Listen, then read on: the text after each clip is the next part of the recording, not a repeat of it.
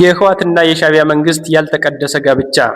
የትግራይ ህዝብ ከሻዕቢያ መንግስት ጋር የሚደረግ ትብብር አልፈልግም አለ ሌተናንት ጀነራል ጻድቃን ገብረትንሳኤ። በትግራይ የሚገኙ የህወሓት አመራሮች ከሻዕቢያ ከኢሳያስ መንግስት ጋር ሽርክና በመፍጠር ጦርነት ለመቀስቀስ እየሰሩ እንደሚገኙ የቀድሞ የትግራይ ጊዜያዊ አስተዳደር አመራር ሌተናንት ጀነራል ጻድቃን ገብረትንሳኤ ተናገሩ።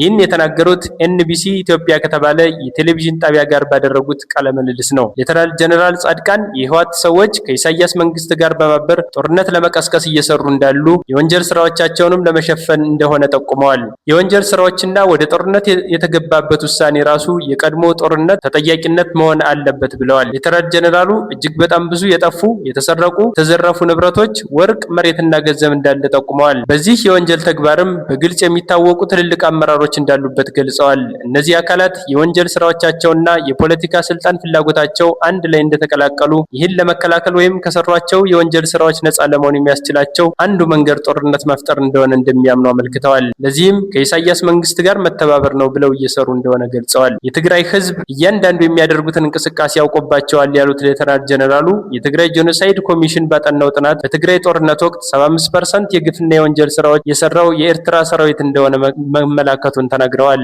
ሰው የገደለው፣ ሴቶችን የደፈረው፣ ሴቶች ማዕፀን ላይ ያልሆነ ነገር ያስገባው የኤርትራ ሰራዊት እንደሆነ ገልጸዋል። የአክሱም ነፍሰ ገዳይ የሻዕቢያ ወታደር ነው።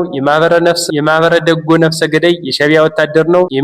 የማርያም ደንገላት ነፍሰ ገዳይ የሻዕቢያ ወታደር ነው። በደቡብ ትግራይ ራያ ላይ መጥቶ በመቶዎች የሚሆኑ ሰዎችን ረሽኖ የሄደው የሻዕቢያ ወታደር ነው ብለዋል። ህዝቡ ይህና የወታደራዊና የፖለቲካ መሪዎችን ፍላጎትን እንዲሁም የሚያደርጉትን ግንኙነት ስለሚያውቅ ከሻዕቢያ ጋር የሚደረግ ትብብር አንፈልግም ነው ያለው ሲሉ ተናግረዋል። ከእነርሱ ጋር በወንጀል የተሳሰረ ካልሆነ በስተቀር ህዝቡ ከኢሳያስ መንግስት ጋር መተባበር ጥፋት እንደሚያመጣ አምኖ አልተቀበለውም ሲሉ አክለዋል። እነዚህ ጦርነት እንዲነሳ የሚፈልጉና እየሰሩ ያሉ አካላት በኤርትራ በሱዳን በኩል ጥይት፣ ጠመንጃ እንደሚያስገቡ የጦር መሳሪያም እንደሚገዙ ይህንንም ሰው እንደሚያውቁ ጀነራሉ ጻድቃን ተናግረዋል። ሌተናንት ጀነራሉ በትግራይ ጦርነት ወቅት ጦር የመሩ በኋላም የሰላም ስምምነቱን ተከትሎ በትግራይ ጊዜያዊ አስተዳደር ውስጥ ከፍተኛ አመራር ሆነው የሰሩ አለመግባባት ሲፈጠር ትግራይን ለቀው የወጡ አንጋፋ የትግራይ ጀነራል ናቸው።